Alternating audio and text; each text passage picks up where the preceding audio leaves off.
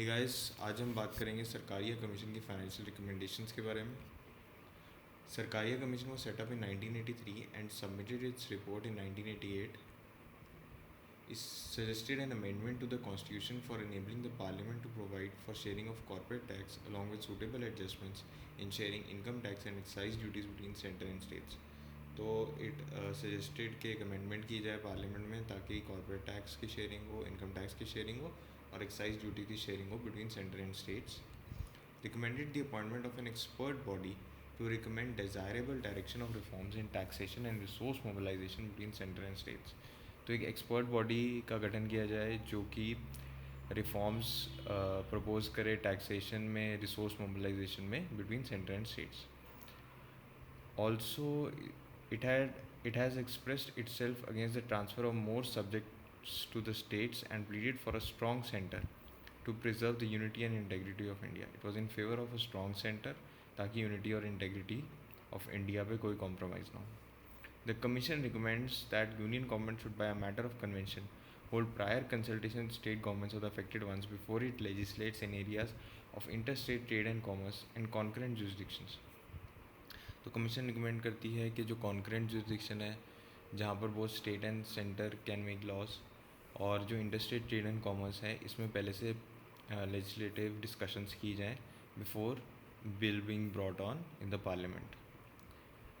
उसके बाद it has recommended the planning commission to be given a constitutional status and finance commission to be appointed every 5 years under the constitution and to be a permanent body. तो finance commission वाला तो implement हो चुका है, planning commission तो हट गई है, तो नीति आयोग आ गया है and NITI Aayog has not been given constitutional status.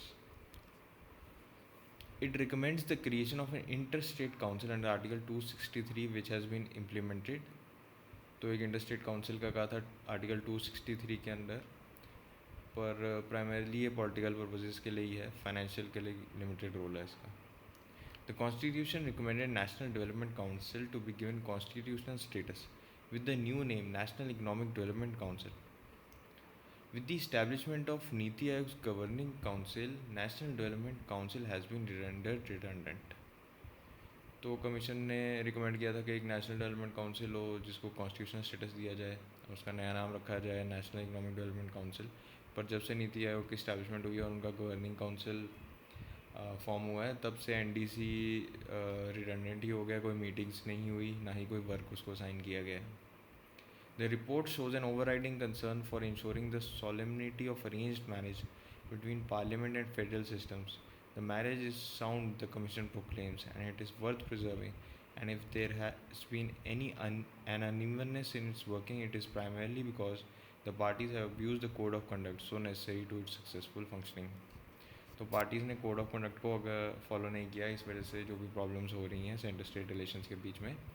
But जो इंस्टीट्यूशनल स्ट्रक्चर्स हैं they are robust and they will ensure cooperative federalism according to the commission. So these were the financial aspects of Sarkaria Commission report. Thank you.